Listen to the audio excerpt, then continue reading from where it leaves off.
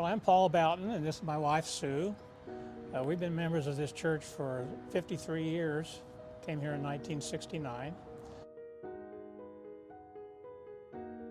Well, we came here in 1969 and moved to St. Charles, and we'd been involved with our church from where we came from. And so the first thing we wanted to do was find a church. And as we drove down this street, First Capitol, we saw this beautiful, very traditional looking First United Methodist Church. And so this was one of the first churches we came to visit. And immediately everybody was very friendly. We went to several Sunday school classes, kind of made a connection with the Crusaders class, in which we're still members of all these years. And gradually just got involved, and we've been here ever since. I think one of the first things we looked for in a church, and this one certainly had it, was the children's program, because we had 2 young children, preschoolers at the time we moved here, and so that was an important thing for us. We've been on mission trips. We're both involved in teaching in the Crusaders class. Showers of Blessing, currently over the last 14 years, I've been involved with that. The Winter Warming Center, lots and lots of different activities. It's almost too numerous to put down.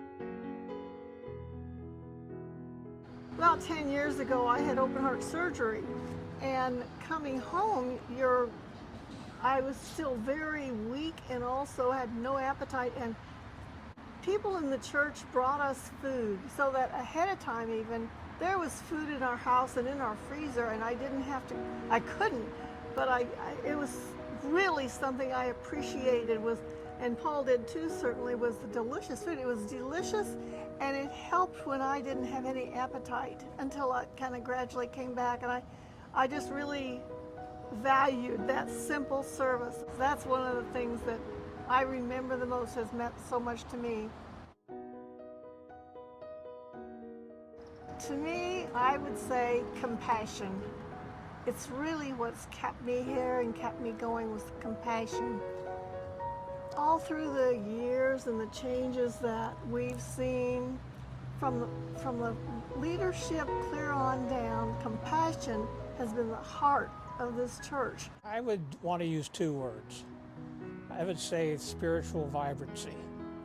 This is a church that is alive, it's involved, it engages in service to the community and to people.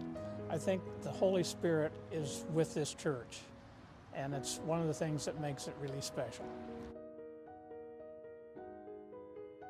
This church has been like a second home to us. It means a lot to us. All of the things that the church does, we want it to thrive, and we want it to grow. We want it to be here way into the future. And so that takes resources.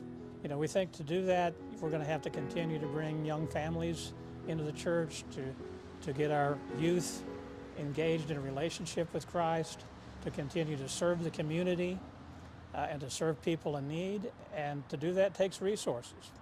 And so we've been blessed all of these years to be able to give, and we want to be able to do that according to how we're able, and in the event that we will keep this church going.